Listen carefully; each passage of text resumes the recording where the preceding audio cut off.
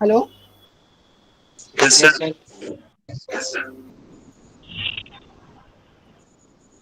हाँ, तो हम लोग प्रियम्बल स्टार्ट कर रहे थे और प्रियम्बल के मेनली 4 कंपोनेंट्स हैं। First, justice, liberty, equality and fraternity. Justice should be social, economic and political. What is the meaning of social justice? Anyone can tell? Hello? Sir, Yes, as sir. Anyone can we tell? were in, What? Yeah, yeah, say. sir, we were in a society where Varna system is since a long time we had. So Yeah, maybe yeah. just for maintaining that social structure well and giving respect and justice to everyone, just to may break that Varna system. Yeah, good, good. Social justice denotes the equal treatment of all. That you want to say. You are from the Varna system, you are underprivileged and privileged peoples, right? Yes, Hello? sir. Are you getting me? Yes, sir. Yeah. Yes, sir. तो पहले क्या होता था कि वर्ण system थी और कुछ लोग अंडर प्रिविलेज थे, कुछ प्रिविलेज थे, तो जो प्रिविलेज थे वो अंडर प्रिविलेज को सप्रेस करते थे। तो जब हमारा कॉन्स्टिट्यूशन बना तो डॉक्टर बी आर अम्बेडकर का जो व्यू था कि justice should be social, economic and political, यानी किसी को ना सोशल में सप्रेस करेंगे, ना इकोनॉमिक में सप्रेस करेंगे और ना ही पॉलिटिकल में सप्रेस करेंगे। इससे सोशल जस्टिस हुई कि सभी को इक्वल राइट्स दिए जाए। अगर इकोनॉमिक है तो इकोनॉमिक राइट्स में क्या, अगर कोई प्रिविलेज है, अगर किसी के पास लैंड ज़्यादा है, मनी ज़्यादा है और कोई अंडर प्रिविलेज है जो वल्नरेबल क्लास है, तो उसको भी इक्वल राइट्स दिए, उसके साथ भी जस्टिस हो, that is economic justice. What is reservation in this time? Is economic justice और social justice? It's a social justice, sir. What is economic justice this time? Economic justice means sir, non-discrimination on the people on the basis of economic distribution such as wealth, income, wage. गुड। देखिए, economic के basis पे भी किसी को ही suppress नहीं करना है, इकोनॉमिक जस्टिस। एंड रिजर्वेशन ये social justice. There is dilemma between the economic justice है। Hello, hello. हाँ विकास, कंटिन्यू करो विकास। तो ये डिलेमा बिटवीन किस रिजर्वेशन, ये सोशल जस्टिस और इकोनॉमिक जस्टिस। रिजर्वेशन है ये सोशल जस्टिस। ठीक है।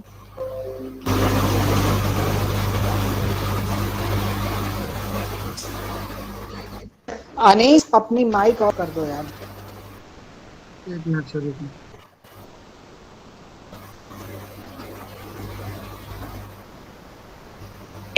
visible. Hello? Yes. Yeah. Second, liberty. Liberty of thought, expressions, belief, faith and worship.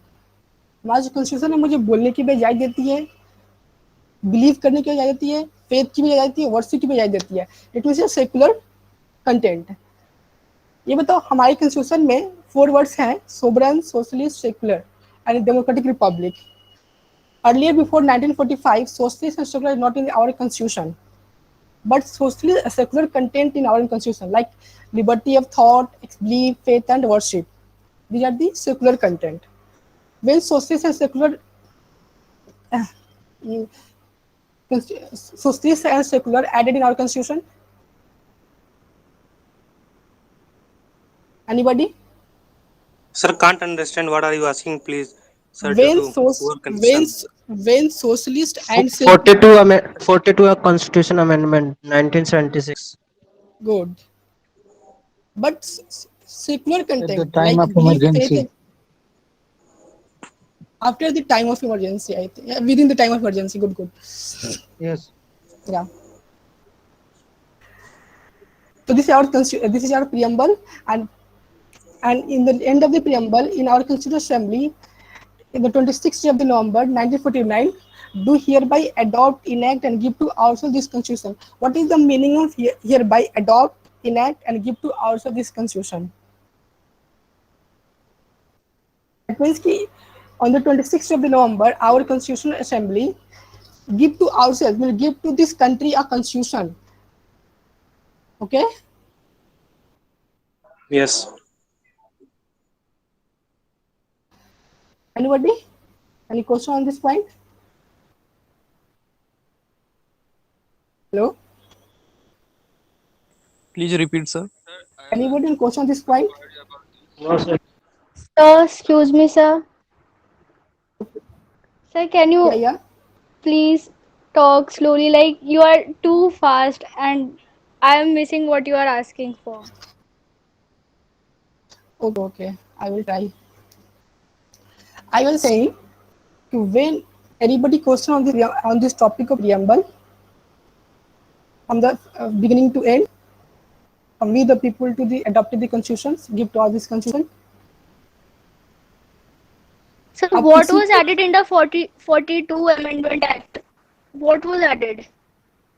Someone answered. What was the question? two words, two, two words, socialist and secular. The word two words, socialist and secular, is added in the preamble. On the 42nd Vikas, amendment hello of the Vikas, constitution. Vikas Yeah, yeah.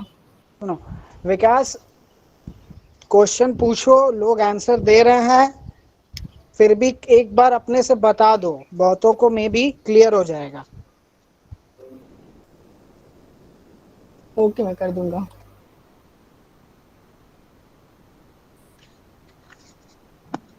Vikas sir, 42nd के बाद और कोई amendment तो नहीं हुआ था preamble में? नहीं, मैं इस पे आऊंगा, अब इसके लिए रहिए, मैं इस पे आऊंगा।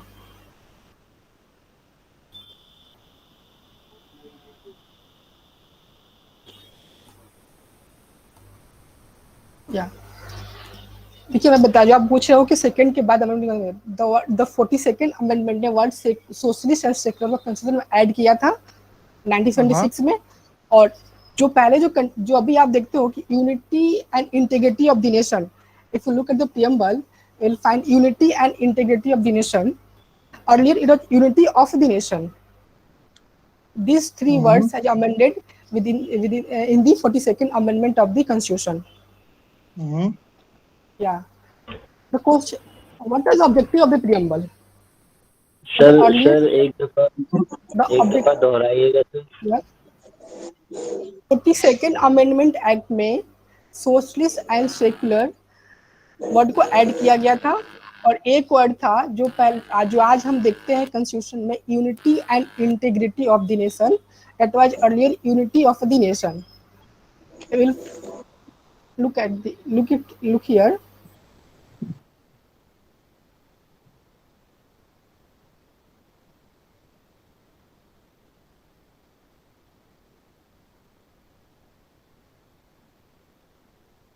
Earlier, these two was early.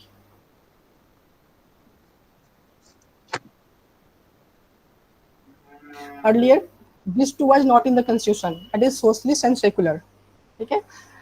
And ये जो वर्ड है unity and integrity of the nation, here unity and integrity of the nation, that was not present in the constitution. That was unity of the nation. Integrity was not earlier. It was mentioned, added after the 42nd. Hello. Yes, sir. Please off your mic.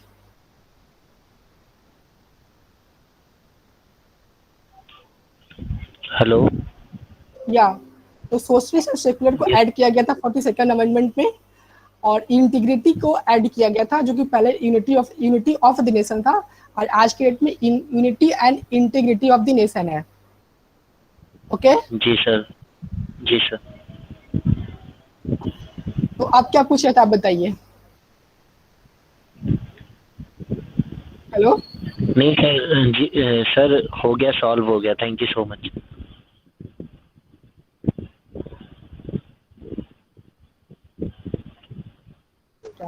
तो 42nd amendment act में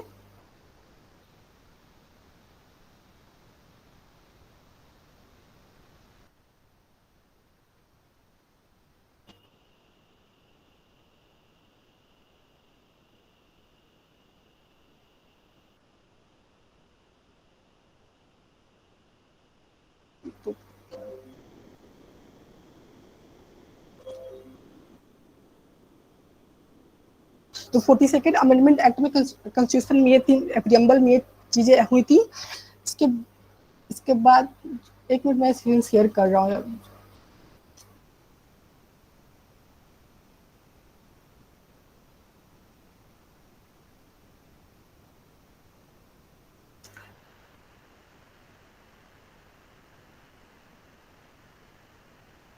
हाँ, what is the objective of the preamble? Justice, liberty, equality and fraternity, जो हमारे constitution में already लिखा हुआ है कि जस्टिस सोशल होना चाहिए, इकोनॉमिक एंड पॉलिटिकल।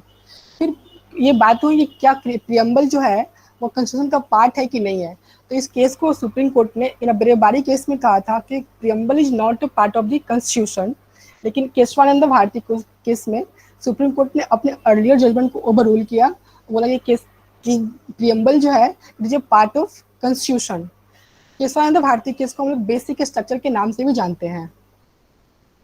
अब के लिए क्वेश्चन है कि how many times preamble has been amended? Once time, sir. So one. Okay, Only once. 42 Amendment Act.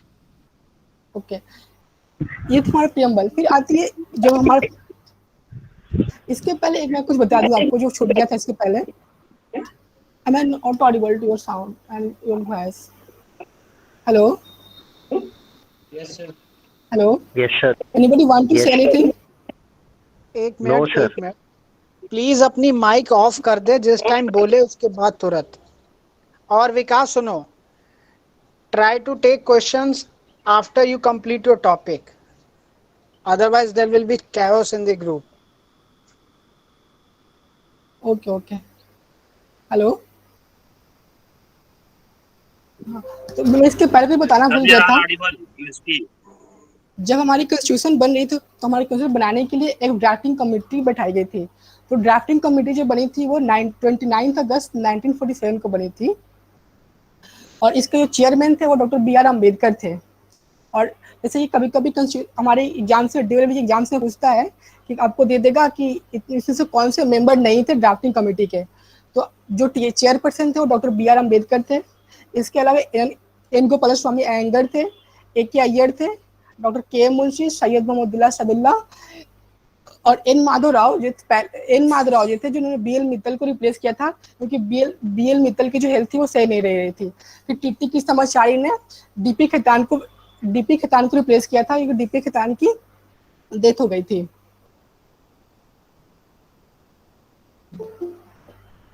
ये हम आप लोग सारे नोट्स एक बनाते रहिए, आप प्लीज नोट्स बनाते रहना, एक कॉपी और पेन लेके, जो जो ये पढ़ाया जा रहा है। These are the question based. हम लोग फंडामेंटल राइट्स आगे बढ़ते हैं।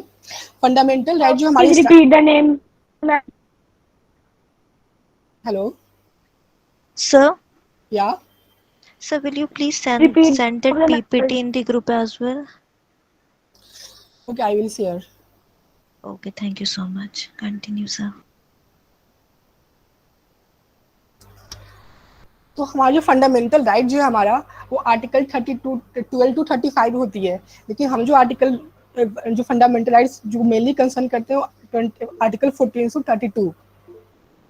हमारे पास 6 फंडामेंटल राइट्स हैं। Right to equality, article 14 to 18, right to freedom, article 19 to 22, right against exploitation, article 20 to 23, 24, right to freedom of religion, article 25 to 28, culture and educational rights, article 29 to 30, and right to constitutional remedies, article 32।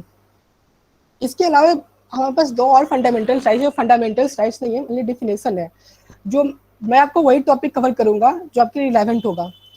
तो article 12 जो हमारा fundamental right का part है, but is not a fundamental right. That is definition. What is definition? The definition of state. What will be a state? तो जो हमारा article 12 है, article 12 कहता है कि in this part, what part? Article 12 in what part? In what part of constitution fundamental right is mentioned? Part 3. Part 3. So the meaning of here in this part is this one, part 3 of the constitution. Unless the context otherwise requires a state include। जब तक कि कोई context नहीं होता अलग, तो state क्या होगा? The government and parliament of India. The government and parliament of India. Second, the government and legislature of each of the states. Here states जो है, that is union territories also, and all local or other authorities within the territory of India or under the control of the government of India. ये Hello, बताओ, sir. Yeah sir इसकी recording क्या group में मिलेगी? हाँ मिलेगी। Okay, thank you. मैं sir please article ma'am 370 एक wait a minute let me tell something. ये सब जो भी क्वेश्चंस पूछना है ना कि रिकॉर्डिंग्स कहाँ मिलेंगी और पीपीटी किधर मिलेंगी, यार प्लीज क्लास के बाद पूछ लो।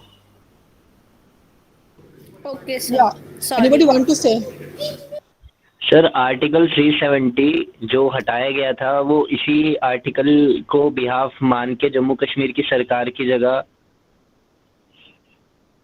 नहीं, हेलो या मैं सुन रहा हूँ आपका जो question. Please sir, of your मेरा माइक।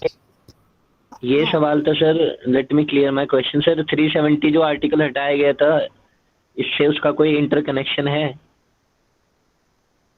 ये स्टेट बताता है, ठीक है, स्टेट क्या होगी, स्टेट की अथॉरिटी कहाँ पे है। जो 370 है ना वो आर्टिकल 3 के अकॉर्डिंग 2 एंड 3 के अकॉर्डिंग हटाया गया था, जिसमें स्टेट्स के पास, गवर्नमेंट ऑफ इंडिया के पास पावर है। आर्टिकल जब हम लोग 3 पढ़ेंगे और 2 3 एंड 4 तो वहाँ बताया गया है कि जो गवर्नमेंट ऑफ इंडिया है उसके पास पावर है कि किसी भी स्टेट्स के बाउंड्री को अल्टर कर सकता है जिस तरीके से चाहे उस तरीके से, but with recommendation of the president.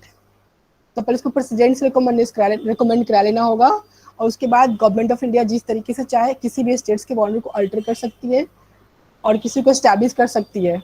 अगर कोई और किसी को एक्वायर करती है तो उसको भी स्टैब्लिश कर सकती है। ये आर्टिकल 2 एंड 3 का पार्ट है, ये आर्टिकल 12 का पार्ट है। आर्टिकल 12 सिंपली बताता है कि what is university will be state और नॉट। आपका जो यूनिवर्सिटी है वो स्टेट हुआ कि नहीं, तो ये बताता है आर्टिकल 12। जैसे कि इसका जो क्लॉज 3 है, आर्टिकल 12 का क्लॉज 3 कहता है ऑल लोकल और other authorities within the territory of India और under the control of government of India. यानी जो भी लोकल अथॉरिटीज है टेरिटरी ऑफ इंडिया के अंदर में और जहाँ पे गवर्नमेंट ऑफ इंडिया कंट्रोल हो, जैसे कि दिल्ली यूनिवर्सिटी है, तो दिल्ली यूनिवर्सिटी क्या है, दिल्ली यूनिवर्सिटी का अपना एक्ट है, दिल्ली यूनिवर्सिटी एक्ट। इसके ऊपर ये एड कहाँ से लेता है, गवर्नमेंट ऑफ इंडिया से एड लेता है, जिसके भी इसके प्रोफेसर्स हैं या आपकी जो स्टडी होती है, हमारी जो स्टडी होती है, इसके जो पैसे आते हैं हम तो वो नॉमिनल पैसे देते हैं, इसके पैसे कहाँ से आते हैं, गवर्नमेंट ऑफ इंडिया से आते हैं। तो जिसका अपना एक्ट है, जिसके ऊपर गवर्नमेंट ऑफ इंडिया का अथॉरिटी है, वो स्टेट होगा। ये आर्टिकल 12 कहता है अंडर द क्लॉज 3। और क्लॉज 1 एंड 2 तो क्लियर है कि government and parliament of India, हमारी जो लोकसभा है, राज्यसभा है, हमारी जो गवर्नमेंट है, ये क्या है, ये स्टेट है। इसके अगर आपको ये जो चीजें हैं आपकी अगर फंडामेंटल राइट्स को सप्रेस करती हैं तो आप डायरेक्टली अंडर 32 के अंदर में जा सकते हो सुप्रीम कोर्ट में, और 2 to 6 के अंदर हाई कोर्ट जा सकते हो। Hello, Yes, are you sir. Getting my point? Yes, sir. Yes, I am getting the point. तो हम लोग आगे बढ़ते हैं फंडामेंटल राइट्स के ऊपर। तो मैं आपको बता दिया फंडामेंटल राइट्स मेनली कितने हैं, 6। How many fundamental rights we have? Okay, yeah 6। जो फर्स्ट फंडामेंटल राइट्स है it is equality for the law. This यहाँ पे एकदम क्लियरली मेंशन है, मैंने इसको हाईलाइट भी किया है, the state shall not deny to any person equality for the law और equal protection of the law within the territory of India. Means कि जितनी भी टेरिटरी ऑफ इंडिया है उसके अंदर स्टेट डिनाई नहीं कर सकता है। अभी हम लोगों ने स्टेट कहाँ पढ़ा है, अभी हम लोगों ने स्टेट पढ़ा है आर्टिकल 12 के अंदर में। Hello, Yes, sir. am I not audible? You are Yes, sir, audible, you are sir. तो अभी हम लोगों ने जो 14 कहता है कि equality for law the state shall not deny, means कौन डिनाई नहीं करेगा, स्टेट डिनाई नहीं करेगा।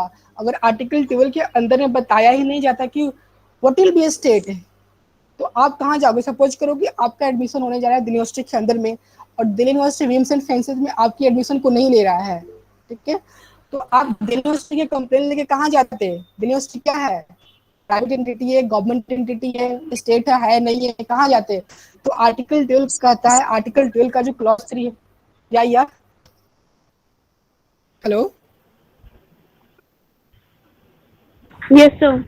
Late me Vikas continue. Topic के बाद ही क्वेश्चन लो। अरे कोई माइक ऑन कर रहा है यार, उसको बोलो ऑफ कर देने के एंड लिए। प्लीज गाइस माइक ऑफ करके रखो यार। तुम लोगों को तो प्रॉब्लम तो मैं होगी। आर्टिकल 14 पे आगे बढ़ता हूँ, ठीक है। Equality for law, the state shall not deny to any person equality for the law और equal protection of the law. जो इक्वालिटी फॉर द लॉ जो प्रिंसिपल है, ये हम लोग यूके से लिए था, ये ओल्ड प्रिंसिपल है, और ये जो equal protection of the law है, ये अमेरिकन प्रिंसिपल्स है। सेकेंड क्वेश्चन, जो नेक्स्ट क्लॉज है आर्टिकल 15, कहता है prohibition of discrimination of grounds of religion, race, caste, sex और प्लेस ऑफ द बर्थ। यानी हम किसी भी पर्सन के साथ डिस्क्रिमिनेट नहीं कर सकते हैं। आर्टिकल 15 में हमको मना किया गया है कौन कौन से पॉइंट के ऊपर, रिलीजन, वो हिंदू है, मुस्लिम है, सिख है या अदर रिलीजन्स का है, उसको हम डिस्क्रिमिनेट नहीं कर सकते हैं। अगर वो इंडिया का सिटीजन है तो उसको भी इक्वल राइट्स है जो कि एक मेजॉरिटी के पास है। अगर हिंदू के पास राइट जॉब लेने का, तो जो और भी कास्ट है और भी रिलीजन्स हैं उसके पास भी राइट्स है जॉब लेने का। रेस, वो किस रेस का है, व्हाइट है, ब्लैक है, उसके ऊपर नहीं कर सकते हैं। कास्ट के ऊपर नहीं कर सकते हैं। सेक्स के ऊपर नहीं कर सकते हैं। और प्लेस, वो किस जगह पे बर्थ हुआ है, अगर कहीं भी वो जन्म लिया हो, अगर वो आउट ऑफ इंडिया भी लिया हो, लेकिन अगर वो इन द प्रेजेंट इंडिया का सिटीजन है तो उसके साथ भी हम डिस्क्रिमिनेट नहीं कर सकते हैं। कौन डिस्क्रिमिनेट नहीं कर सकता है? दैट इज स्टेट डिस्क्रिमिनेट नहीं कर सकता है। which is not for the private entities or private individual, is for the state. Article 14 to 32 is all for the state, not for the private individual, except under Article 17. I will come there. Next, the 15th clause 1 says the state shall not discriminate against any citizen on the grounds of only of religion, race, caste, sex, I said earlier. No citizen shall on grounds only of religion, race, caste, sex, place of birth, or any of them be subject to any disability or liability restrictions on the condition with regards. Last time एक question I थी ड्यूरेल में कि access this people's हैं वो hotels, place और public entertainment और place use कर सकते हैं कि नहीं, किस सेक्शन में मेंशन है। तो this is the article 15 clause 2 sub clause A में मेंशन है कि access to shops, public restaurant, hotels and places of public entertainment. Means कि अगर कोई भी पब्लिक है, चाहे वो प्रिविलेज हो या अंडर प्रिविलेज हो, अलग कास्ट का हो, अलग रीजन का हो, अगर हमारे यहाँ सिनेमा घर है या हमारे घर एजुकेशन इंस्टीट्यूशंस हैं तो वो भी हमारे पास आके पढ़ सकते हैं। या पब्लिक रेस्टोरेंट है तो वो भी जा सकते हैं। पब्लिक रेस्टोरेंट वाला पर्सन ये नहीं मना कर सकता है कि तुम इस कास्ट के हो या उस रीजन के हो तो नहीं आ सकते हो। होटल से है तो होटल से भी मना नहीं कर सकता।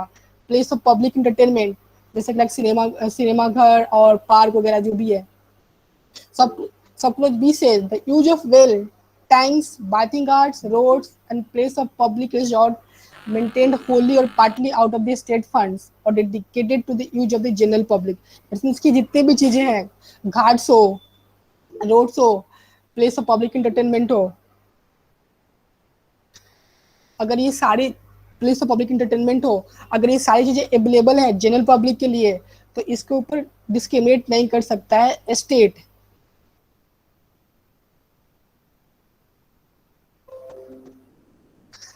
इसका sub clause 3 says nothing in this clause 3 says nothing in this article shall prevent a state from making any wait a minute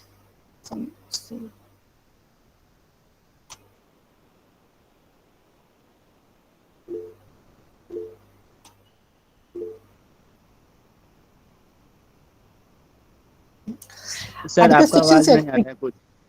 या मैं देखो वो थोड़ा स्लाइड्स ऊपर नीचे हो गया था, उसमें सही कर रहा था।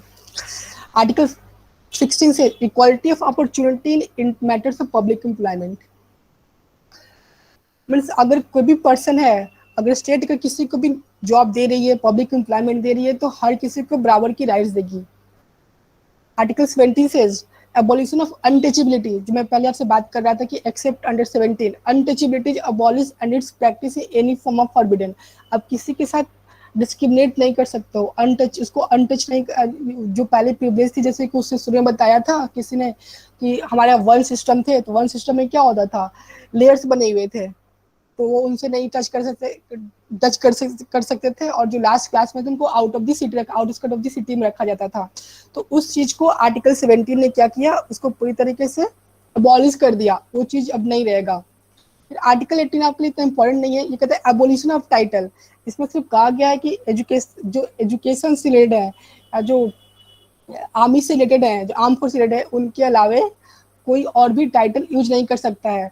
और एक और चीज, जो भी किसी को अवार्ड्स मिलती है लाइक भारत रत्न, पद्मश्री, पद्म भूषण, इसको ये लोग एज ए प्रीफिक्स नाम के आगे नहीं लिख सकते हैं। जैसे लोग लिखते हैं ना पद्मश्री ये XYZ, तो वो नहीं लिख सकते हैं। आर्टिकल 18 इसको मना करता है।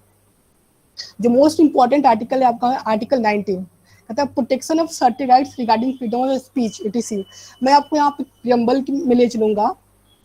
जैसे प्रियम्बल में हम लोगों ने पढ़ा था कि liberty of thought, expressions, believe, faith and worship. Article 19(1)(a) बात करता है all citizens shall have the rights क्या to freedom of speech and expression.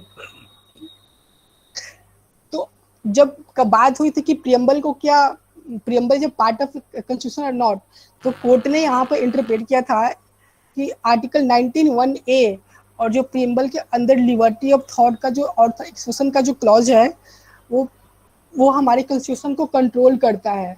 और प्रियम्बल जो है वो कंट्रोल्ड कॉन्स्टिट्यूशन है, that wise preamble is the part of the constitution.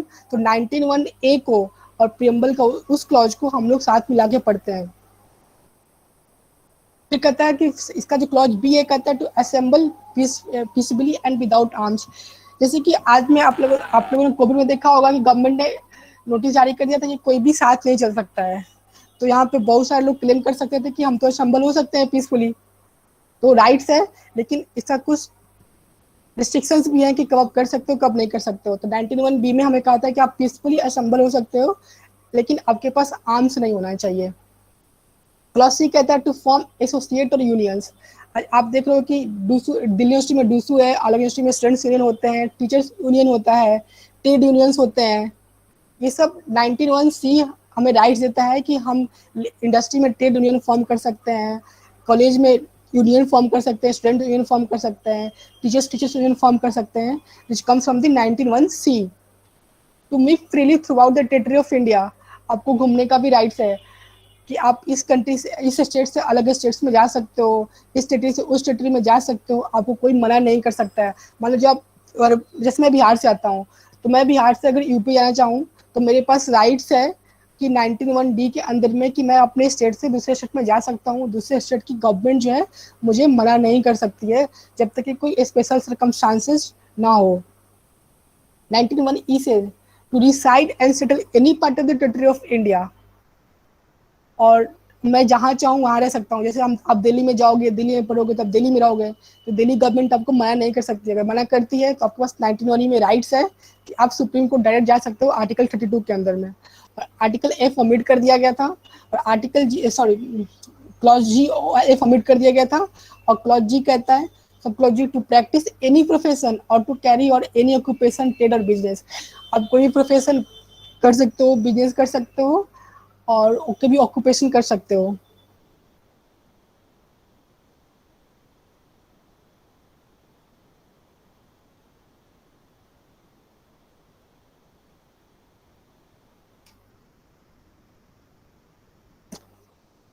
Wait minute,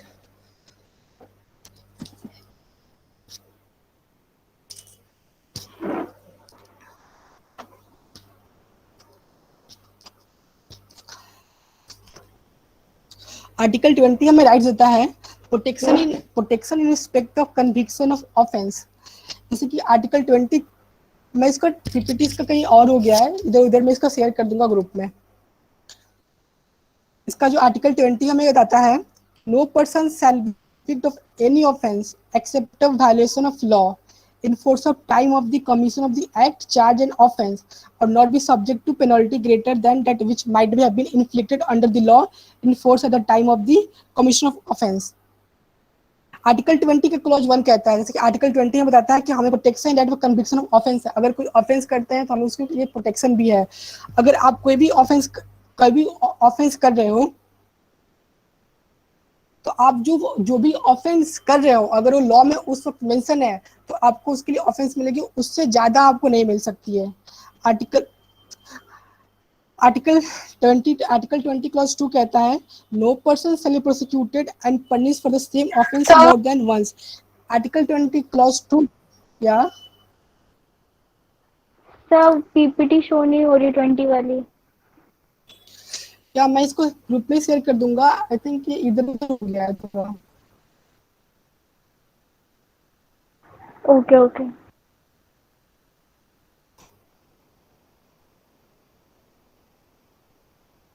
एक मिनट।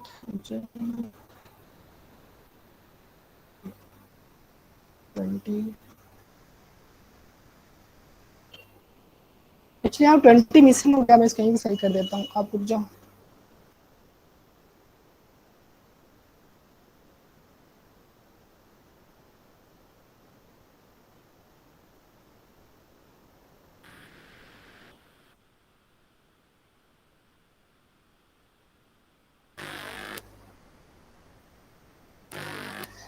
आर्टिकल 20 अब आपको विजिबल है? Hello, yes sir. Yes, sir. Visible now? तो आर्टिकल 20 कहता है, article 20 clause 2 no person shall be prosecuted and punish for the same offence more than once. अगर आप कोई भी ऑफेंस के लिए एक से ज्यादा बार प्रोसिक्यूट नहीं कर सकता, आपको पनिश नहीं किया जा सकता है। मान लीजिए आपने थेफ्ट कमिट किया, तो आपको अगर थेफ्ट की पनिशमेंट मिल गई तो आपको अगेन उसी थेफ्ट के लिए पनिशमेंट नहीं मिल सकती है। इसको बोलते हैं डबल जियो पार्टी रूल। अगर आपको डबल जियो पार्टी नहीं किया जा सकता है, एक ही बार आपको किया जा सकता है, 2 बार नहीं किया जा सकता है। फिर 20 क्लॉज 3 कहता है no person accused of any offence shall be compelled to be a witness against himself. This rule is known as self incrimination. हम अपने आप, आर्टिकल 20 क्लॉज 3 बोलता है कि आप अपने आप को सेल्फ इंक्रीमेट नहीं कर सकते हो कि हाँ मैंने, अगर आपने कोई ऑफेंस किया है तो आप खुद ही नहीं बोल दो कि मैंने ये ऑफेंस किया है, आपको सेल्फ इंक्रीमेट करने से रोकता है। आर्टिकल 21 कहता है protection of life and personal liberty, no person shall be deprived of his life और personal liberty except according to procedure established by law. It is article 21 बहुत इंपॉर्टेंट आर्टिकल है और आपको इसके लिए अच्छे से जानना चाहिए। जैसे लाइफ एंड लिबर्टी की बहुत सारी बातें की गई हैं, यानी कोई भी इंसान जो है, कोई भी पर्सन है, आपकी लाइफ को ड्राइव नहीं कर सकता और आपकी पर्सनल लिबर्टी को नहीं कर सकता है अगर आपने कोई गलत नहीं किया है, जब तक कि कोई भी जो प्रोसीजर हो लॉ के द्वारा स्टैब्लिश नहीं किया गया हो। अगर आपने कोई गलत नहीं किया गया है और आपको आकर कोई बोल दे कि आप अपने घर से बाहर नहीं जा सकते हो, ये आपकी लिबर्टी को क्या कर रहा है, डिप्राइव किया जा रहा है। तो कोई भी पर्सन इस चीज को नहीं कर सकता है। अगर ऐसा कोई भी करता है, चाहे स्टेट एंटिटी वो, अगर पुलिस आके आपको बोलती है कि आपके ऊपर केस दर्ज किया गया है और अब बाहर नहीं जा सकते हो, तो आप इसके अगेंस्ट में जा करके कोर्ट में केस कर सकते हो आर्टिकल 32 के अंदर में कि क्या फंडामेंटल राइट्स है कि पुलिस मेरे साथ ऐसे कर रही है और ये मेरे आर्टिकल 21 के अगेंस्ट में है।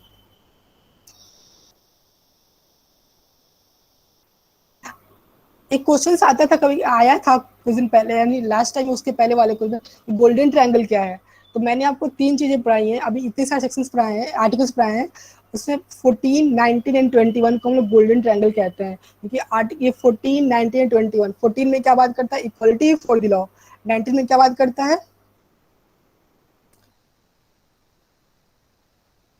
प्रोटेक्शन ऑफ सर्टेन राइट्स, जो राइट्स दी हुई हैं, और 21 में लाइफ एंड पर्सनल लिबर्टी की बात करता है। तो ये चीजें मिलकर के आपकी, ये तीनों जो आर्टिकल्स हैं, ये आपकी पूरे लाइफ को अच्छे बनाते हैं और इसमें कोई भी आपको हैरेस नहीं कर सकता इस आर्टिकल को होते हुए, इसलिए इसको गोल्डन ट्रायंगल कहा गया है।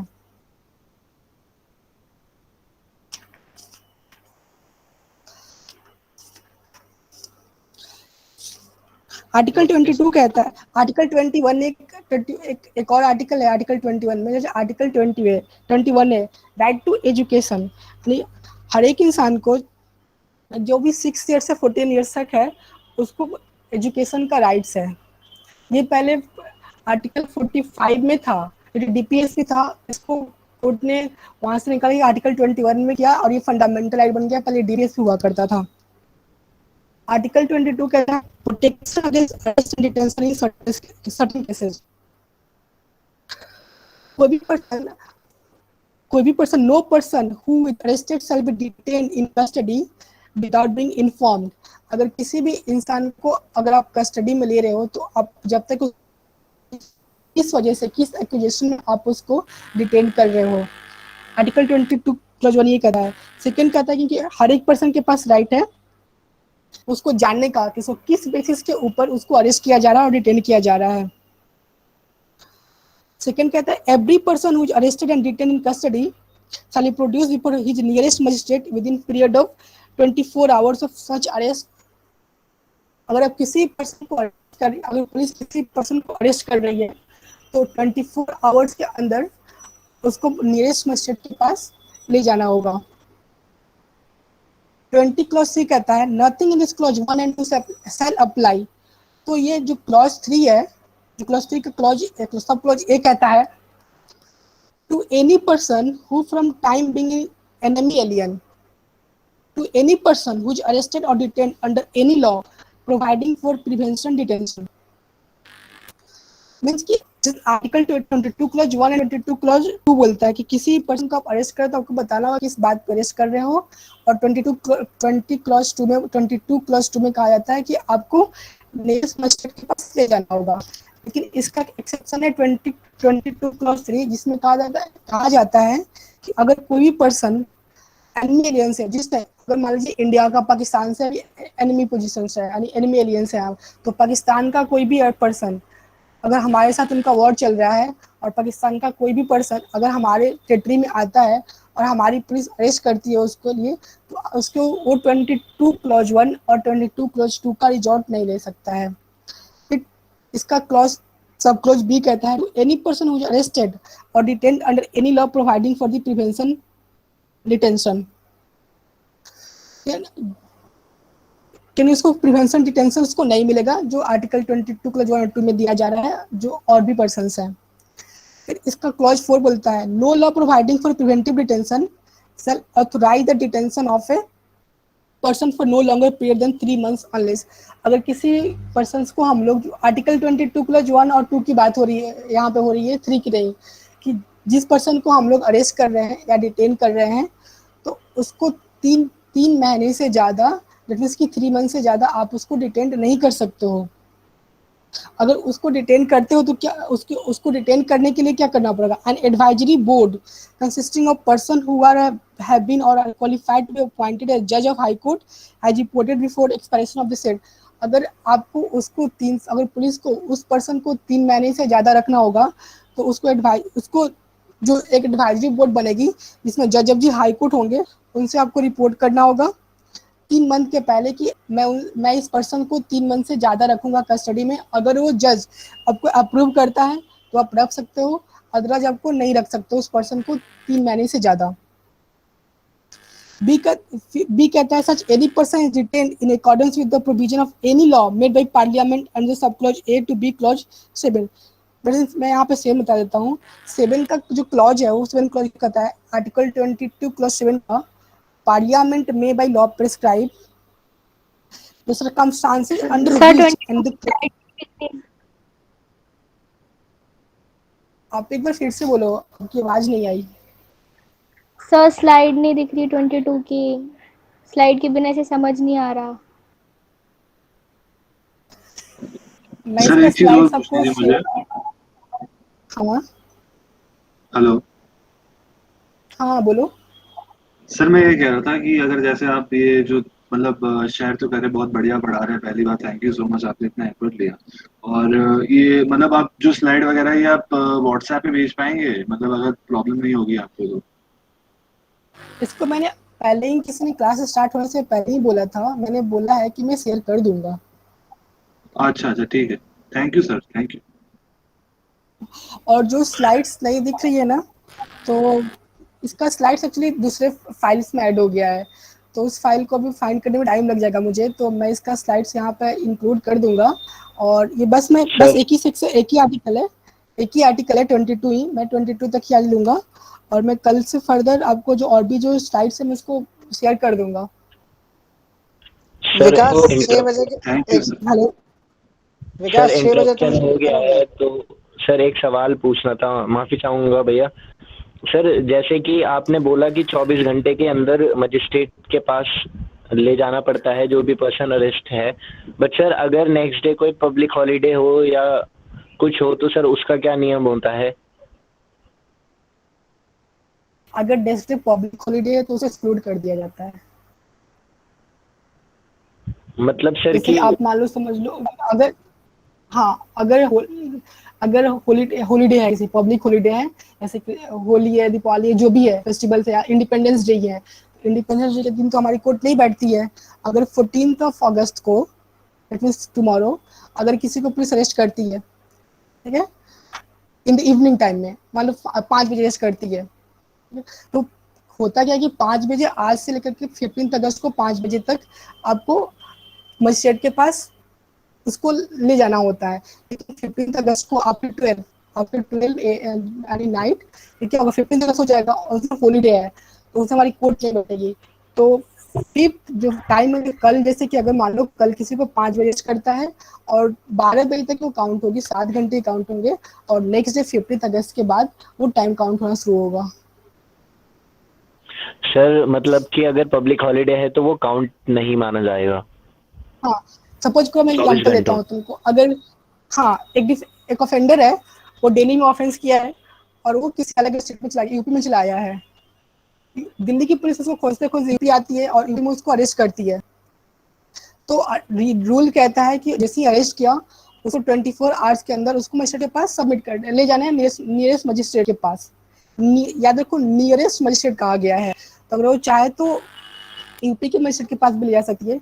लेकिन अगर उसको मजिस्ट्रेट तक ले जाने में, ठीक है, मान लो वो पीलीभीत में उसको अरेस्ट किया पीलीभीत के अंदर में, और उसको कानपुर मजिस्ट्रेट के पास, वहां से जो नियरेस्ट मजिस्ट्रेट है उसको ले जाने में मोर देन 24 आवर्स लग रहे हैं, ठीक है। तो जो टाइम है ना ले जाने वाला, उस टाइम को एक्सक्लूड कर दिया जाता है। सिमिलरली जो हॉलीडे का जो टाइम होता है उसको एक्सक्लूड कर दिया जाता है। Clear? Thank you so much sir. हाँ, तो इसका क्लॉज मैं 22 क्लॉज 7 पे था। 22 क्लॉज 7 कहता है the circumstances under and the class of classes or cases in which a person may be detained for a period of longer than 3 months under any law providing for preventive detention for a period longer than 3 months under any law providing for preventive detention without obtaining the opinion of an advisory board in accordance with the provision of subclause A, clause 4. इसका B कहता है the maximum period for which any person may in class or classes of case be detain under any law providing for preventive detention and the procedure to be followed by advisory board inquiry under sub clause A and clause 4। तो जो मैं यहाँ पे आपको clause 4 में बता रहा था कि अगर एडवाइजरी बोर्ड बनेगी जिसमें जज ऑफ दी हाई कोर्ट होंगे और हाई कोर्ट का अप्रूवल लेना पड़ेगा, तो वही क्लॉज 10 कहता है कि अगर आपको ले जाना है, तो आपको हाई कोर्ट का जो एडवाइजरी कमेटी है उसके अकॉर्डिंग करना पड़ेगा। और ये जो क्लॉज 7 है ये 44th अमेंडमेंट एक्ट के में ऐड किया गया था कॉन्स्टिट्यूशन के अंदर में। तो आपसे जैसे हमारे रियल में क्वेश्चन ऐसे आते हैं कि ये क्लॉज किस अमेंडमेंट एक्ट में ऐड किया गया था। मैं आपको एक और बात बताता हूँ यहाँ पे, एक मिनट।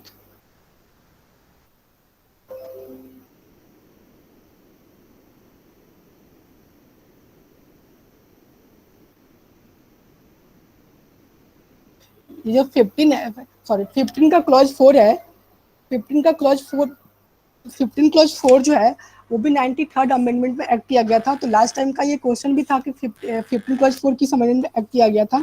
तो जब मैं अमेंडमेंट पर आऊंगा तो भी आपको बता दूंगा कि किस अमेंडमेंट में कौन सी चीजें ऐड की गई थी। अब मैं आर्टिकल 22 तक ही आज रुकूंगा और आप फर्दर बताइए अगर कोई क्वेश्चन है तो।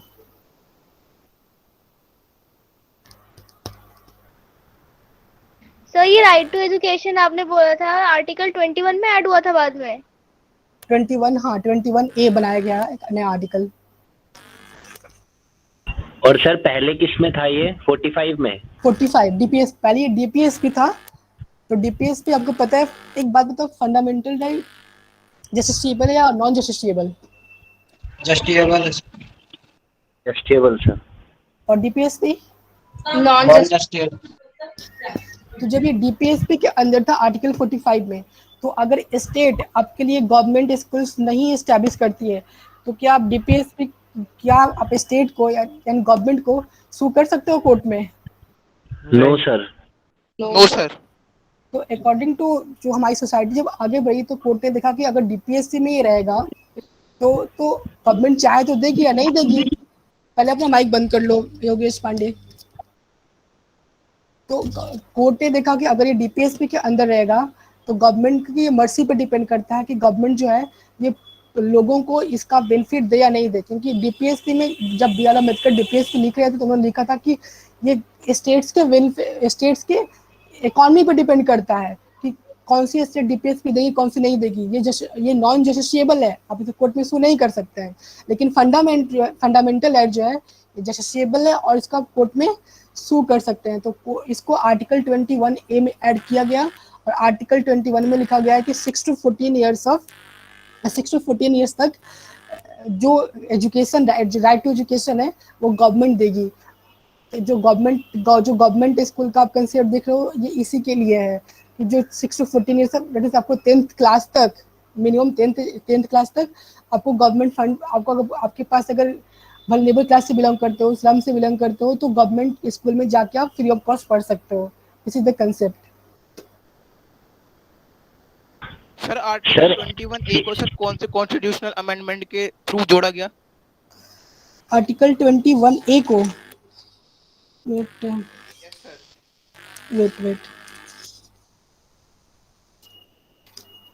86